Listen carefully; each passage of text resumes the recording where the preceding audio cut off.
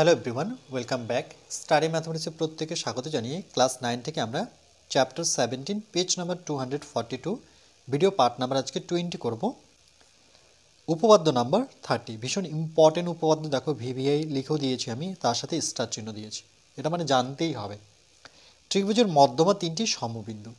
কোশ্চেনটা দেখো খুবই ছোট, মনে রাখা খুবই সহজ। ত্রিভুজের মধ্যমা তিনটি সমবিন্দু, যুক্তি দিয়ে প্রমাণ করি।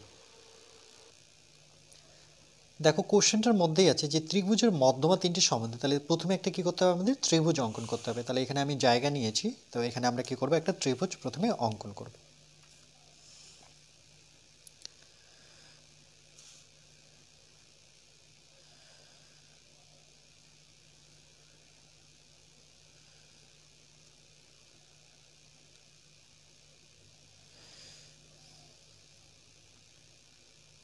ওকে, এখানে একটা বিন্দু নিয়ে নিই, এই বিন্দুর সাথে এগুলো যুক্ত করে নিই।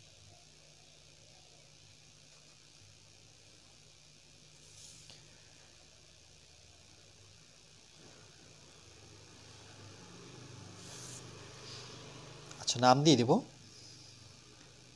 A B C.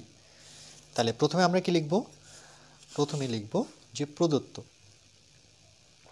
উপপাদ্য যেভাবে প্রমাণ করতে হবে। প্রথমে প্রদত্ত, তারপরে প্রমাণ করতে হবে, যে তারপরে অঙ্কন, তারপরে প্রমাণ। ওকে, প্রসেসটা মনে রাখতে হবে। তাহলে প্রথমে লিখব যে ধরি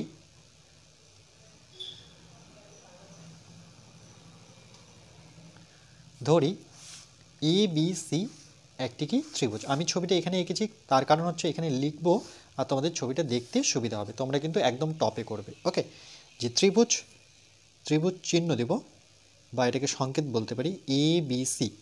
ওকে, এবার আমরা কি করব, দুটো মধ্যমা টানবো।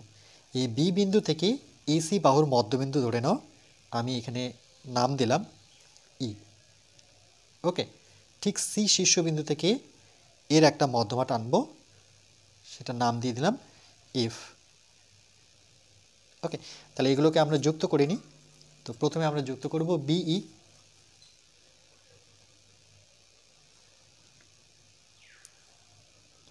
ঠিক একইভাবে পরেরটা যুক্ত করব সিএফ।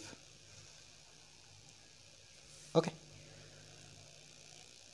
তাহলে আমরা লিখব প্রথমে বিই, কেন কি এ বি সি পড়লে প্রথমে কে আসবে, বি, তারপরে কিন্তু সি আসবে। তাহলে আমরা লিখব যে বিই, তাহলে এর বিই ও তারপরে বির পরে কে আসবে, সি, তাহলে আরেকটা কি সিএফ। এভাবে বুঝে বুঝে মুখস্থ করতে হবে। ওকে, সিএফ মধ্যমা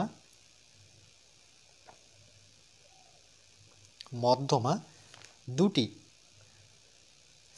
কোথায় মিলিত হয়েছে, এই বিন্দুটার নাম যদি দিই আমরা, এই যে মিলিত হয়েছে এই সরলরেখাটা, এটার নাম দিয়ে দিই আমি জি। ওকে, এই বিন্দুটার নাম, এখানে তো জি লিখতে পারবো না, একটু এই সাইডে যে কোনো সাইডে আমরা জি বসাবো। তাই লিখবো জি বিন্দুতে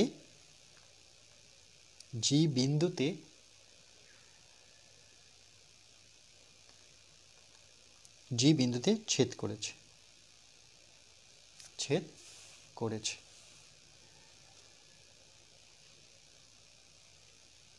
ওকে, এরপরে কি করব, এ থেকে আমরা জি কে যুক্ত করব। ওকে, তাহলে এ জি আমরা যুক্ত করে নিই।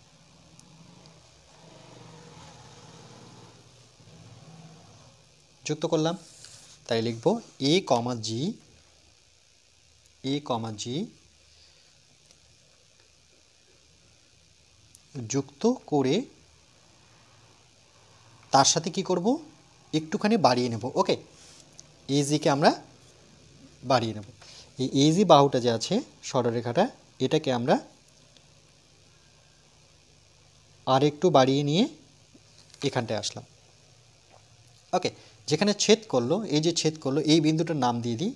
এখানে তো নামটা দিব না, আমি একটু সাইডে লিখব, সেটা কোথায় ছেদ করলো, ডি বিন্দুতে। তাহলে এভাবে লিখব যে বর্ধিত মানে একটুখানি বাড়িয়ে দেওয়া,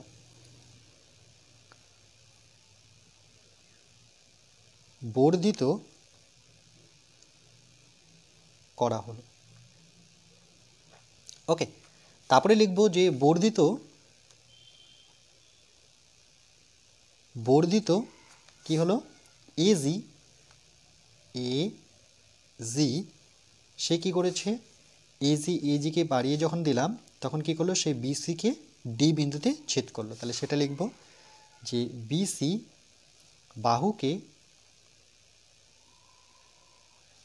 বাহুকে ডি বিন্দুতে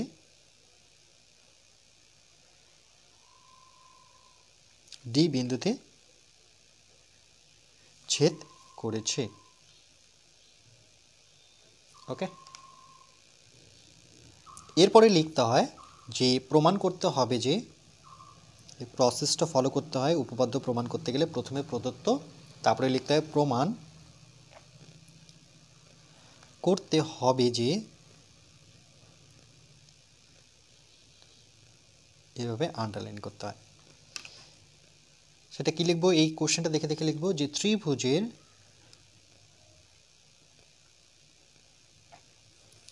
মধ্যমা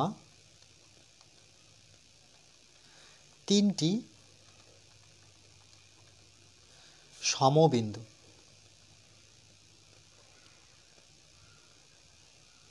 ওকে, ত্রিভুজের মধ্যমা তিনটি সমবিন্দু। তাহলে বলতে পারি অর্থাৎ ডি, এই যে দেখো ডি বিসি এর কি, ডি বিসি বাহুর মধ্যবিন্দু। ওকে, মধ্যবিন্দু প্রমাণ করলেই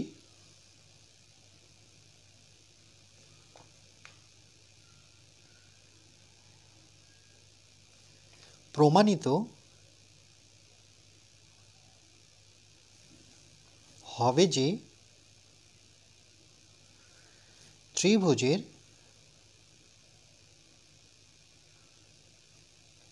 মধ্যমা তিনটি সমবিন্দু। ওকে, নেক্সট পয়েন্ট আমরা চলে আসব অঙ্কনে।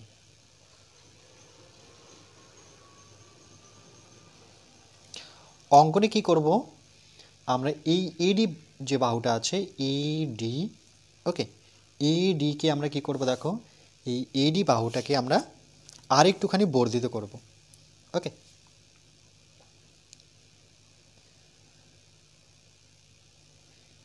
এটাকে আমরা আর একটু বর্ধিত করি। তাহলে কতদূর পর্যন্ত বর্ধিত করব, এটা নাম দিয়ে দেব, অর্থাৎ এই পয়েন্টটার নাম দিয়ে দেব এইচ। এডিকে এইচ বিন্দু পর্যন্ত এমনভাবে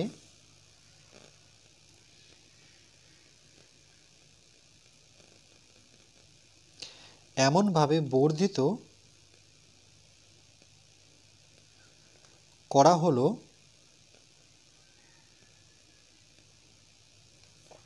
যেন, দেখো এজি অর্থাৎ এই দূরত্বটা, এজি দূরত্বটা আর জিএইচ দূরত্বটা সমান হবে। কিন্তু চোখে দেখে বুঝতে পারবে না, চোখে দেখে মনে হচ্ছে এটা অনেক ছোট আর জিএইচ তো অনেক বড়, কিন্তু উপপাদ্য থিওরম অনুযায়ী কিন্তু এই দুটো বাহু সমান হবে। ওকে, চোখে দেখে কিন্তু বুঝতে পারবে না। তাহলে আমরা লিখব যেন এজি ইকুয়াল টু জিএইচ। তোমাদের কিন্তু সমান করার প্রয়োজন নেই, জাস্ট তোমরা লেখার সময় কিন্তু সমান লিখবে, এজি আর জিএইচ সমান হয়। তোমরা কোশ্চেনে যদি ছবিটা দেখো সেক্ষেত্রে কিন্তু এটা বড়ই আছে। ওকে, আচ্ছা, এরপরে কি করব, আমরা এই বিএইচ আর সিএইচকে যুক্ত করব। তাহলে আমরা স্কেল বসিয়ে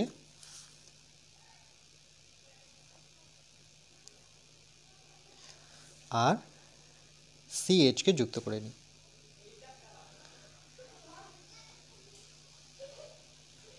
ওকে, বা যদি সমানই করতে হয় তাহলে এই এইচ বিন্দুটা আমি এই পর্যন্ত লিখতে পারতাম। ওকে, এখান থেকে মাপ নিয়ে কিন্তু এখানে পর্যন্ত নিয়ে আসা যায়। ওকে, তো এত কিছু না ভেবে আমি জাস্ট আমার মতো করে আমি যেহেতু অঙ্কন করছি, তোমরা কিন্তু করতে পারো। এখান থেকে এই যতটুকু দূরত্ব আছে সেম স্কেল বসে এখানে দূরত্ব নিয়ে তারপরে যুক্ত করে দাও, সেভাবেও কিন্তু করতে পারো। ওকে, তারপরে কী করে লিখবো আমরা, যে কী করলাম আমরা বি এইচ যুক্ত করলাম, তাই লিখবো বি কমা এইচ, এবং যেহেতু শীর্ষবিন্দু থেকে লিখছি, দেখো বি শীর্ষবিন্দু থেকে এইচ যুক্ত করেছি, সেম একইভাবে সি থেকে আমি এইচ যুক্ত করব, তাহলে এবং সি কমা এইচ যোগ করলাম।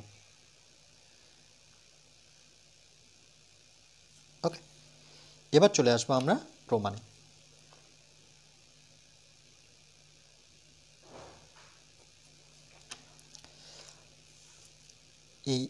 এই এইচ বাহুটা দেখো দুটো ত্রিভুজে বিভক্ত হয়েছে। প্রথমটা হচ্ছে এ বি এইচ, তাই না?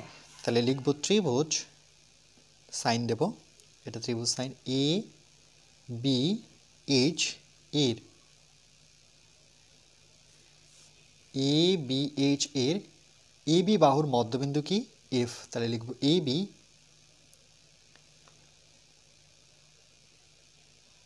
বাহুর মধ্যবিন্দু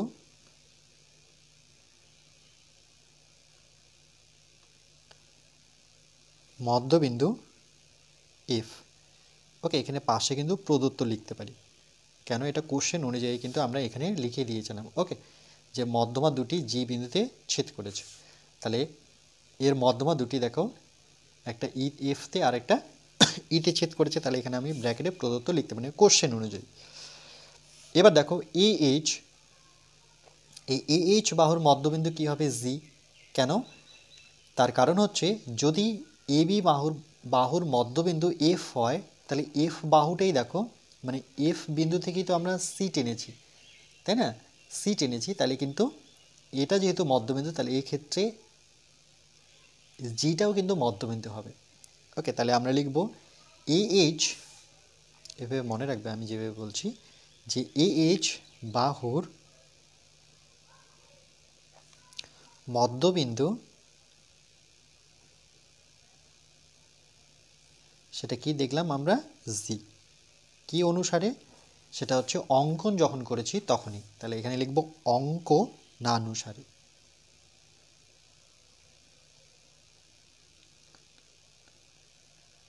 সারে। ওকে, দেখো এরপরে কি করব, যেহেতু এটা আমাদের কি ছিল মধ্যবিন্দু, তাহলে জিও ওই ক্ষেত্রে মধ্যবিন্দু হয়ে গেল। তাহলে দেখো এফ জি, এই যে সরলরেখাটা আর আমাদের বিএইচ সরলরেখাটা দুটো কি সমান্তরাল। ওকে, এই সরলরেখা আর এই সরলরেখা কি সমান্তরাল হবে, তাহলে আমরা লিখব যে সুতরাং এফ জি, এটাকে এই দুটো দাগকে সমান্তরাল বলা হয়। ওকে, লিখলে তো সমান্তরাল, আর চিহ্ন দিয়ে কিন্তু আমরা লিখব, মানে সাইন বলতে পারো বা সংকেত বলতে পারো, বিএইচ।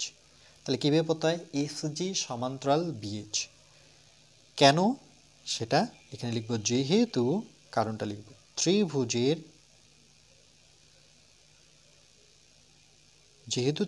দুটি, এটাও কিন্তু একটা উপপাদ্য ছিল আমাদের ক্লাস 9-এ, লিখছি তাহলে বুঝতে পারবে। দেখো, যেহেতু ত্রিভুজের দুটি বাহুর মধ্যবিন্দু দ্বয়ের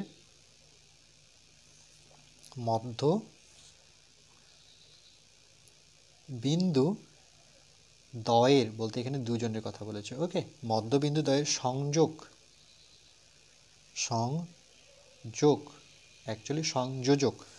সরল রেখাংশ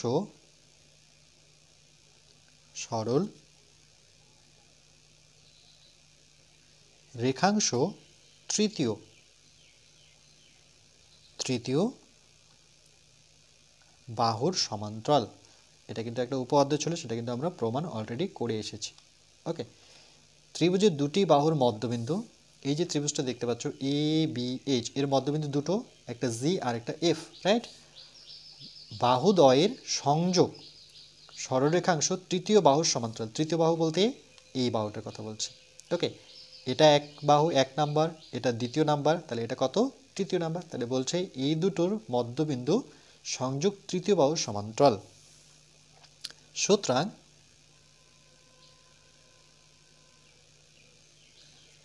সুতরাং দেখো এই এফ জিটাই তো জি থেকে সিতে গেছে, তাহলে এই বাহুটার সাথে এই বাহুটা সমান্তরাল হবে, কেন এই বাহুটাই দেখো এখানে সিতে এসে মিশেছে।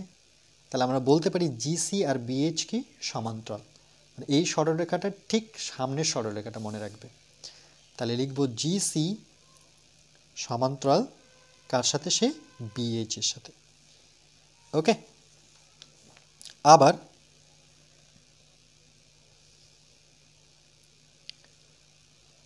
একইভাবে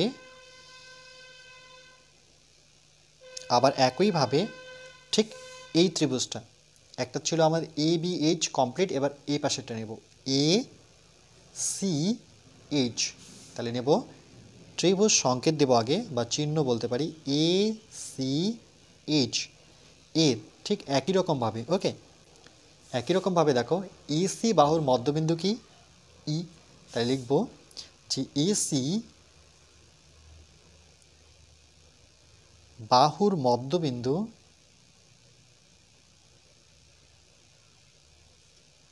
সেটা কি দেখলাম ই। এটাও কিন্তু প্রদত্ত, মানে কোশ্চেন অনুযায়ী। ওকে, যেহেতু এখানে কোশ্চেনই বলেছে ত্রিভুজের মধ্যমা তিনটি সমবিন্দু, তাহলে মধ্যমা তো এই যে এটা একটা মধ্যমা, এটা একটা মধ্যমা, এটা একটা মধ্যমা, তিনটি কি সমবিন্দু। বা আমরা যখন প্রদত্ত লিখেছিলাম তখনই কিন্তু এখানে দিয়ে দিয়েছিলাম সংকেত, তাহলে এখানে প্রদত্ত লিখতে হবে। তারপরে কি লিখব, যে এই যে A H, okay, A H বাহুর মধ্যবিন্দু কি জি, এখানেও আমরা উল্লেখ করেছিলাম, দেখো এইচ বাহুর মধ্যবিন্দু জি। তাহলে এই লাইনটা দেখে দেখে তুমি এখানে লিখো, কেন এটা তো চেঞ্জ হচ্ছে না। তাহলে এ এইচ বাহুর মধ্যবিন্দু সেটা কি জি। এটা কি অনুসারে, অঙ্ক নানুসারে। ওকে, এগুলো কিন্তু একটু লিখে দিতে হবে। তাহলে ঠিক একই রকমভাবে দেখো, যেহেতু এই বাহুর মধ্যবিন্দু ই আর এ এইচ বাহুর মধ্যবিন্দু জি, তাহলে এর সাথে জি ইর সাথে সমান্তরাল একই রকমভাবে এইচ সি। তাই লিখব যে সুতরাং জিই সমান্তরাল H C. Okay, such that, এটাকে সাচ দ্যাট বলে থাকি, অর্থাৎ তাহলে ঠিক দেখো এই জিইটাই দেখো সোজা গিয়ে কোথায় যুক্ত হয়েছে, বিই, বির সাথে যুক্ত হয়েছে, রাইট। তাহলে দেখো ঠিক এর বাঁ দিকেরটা অর্থাৎ বিএইচ সমান্তরাল হবে কার সাথে, এইচ সির সাথে। তাহলে লিখব বিজি সমান্তরাল এইচ সির সাথে। তাহলে আমরা বলতে পারি যে সুতরাং পেলামটা কি, আমরা যে পেলাম যে দেখো আমরা কি পাচ্ছি, বিজি সিএইচ, আরেকবার বলছি বিজি সিএইচ। তাহলে এখানে লিখব যে বি জি সিএইচ, এটা বি। ওকে, এটা বি চতুর্ভুজের, এটা কি একটা চতুর্ভুজের, যেহেতু চতুর্ভুজ তাহলে লিখব চতুর্ভুজের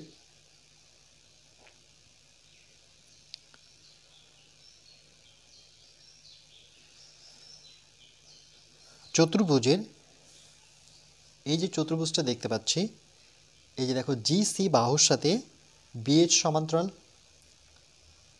বিজিসিএইচ চতুর্ভুজের এই বাহুটার সাথে এই বাহুটা সমান্তরাল।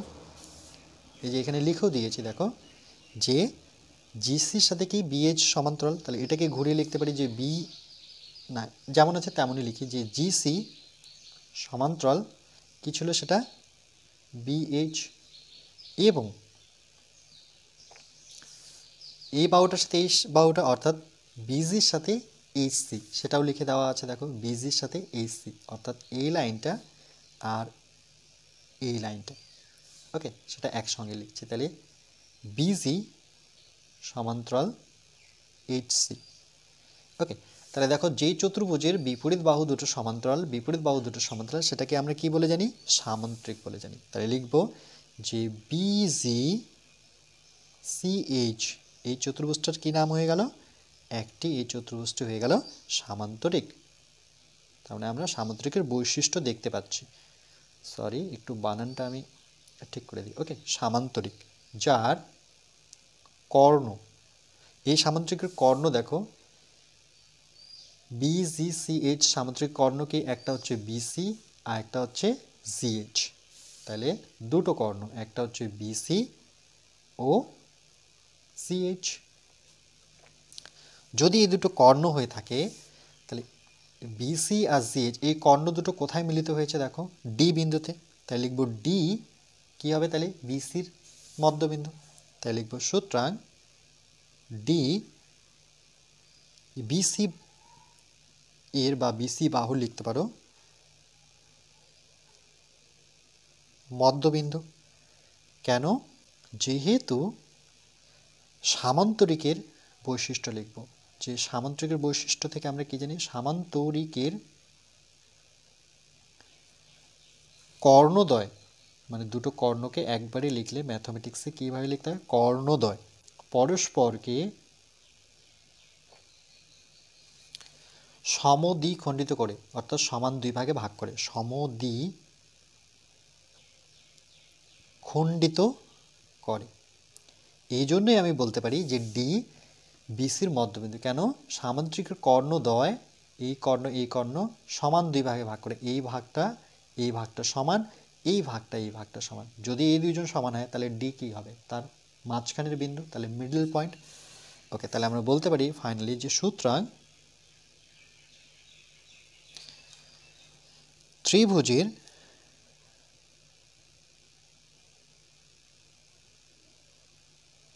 মধ্যমা তিনটি সমবিন্দু মানে একটা বিন্দুতেই মিলিত হলো। দেখো বিই সিই এডি একটা বিন্দুতে মিলিত হলো, তাহলে সেটা কি ত্রিভুজের মধ্যমা তিনটি কি সমবিন্দু। ওকে, এইটুকুই ছিল। তাহলে এখানে লিখে দিতে হবে প্রমাণিত। ওকে, এই ফাইনাল লাইনটা কিন্তু অবশ্যই লিখতে হবে। চলো একটু আমরা দেখে নিই কী কী করলাম। উপপাদ্য নাম্বার 30, প্রথমত বলি এটা ভীষণ ইম্পর্টেন্ট উপপাদ্য, মানে এটা পড়তেই হবে, এটা পরীক্ষায় আসেই।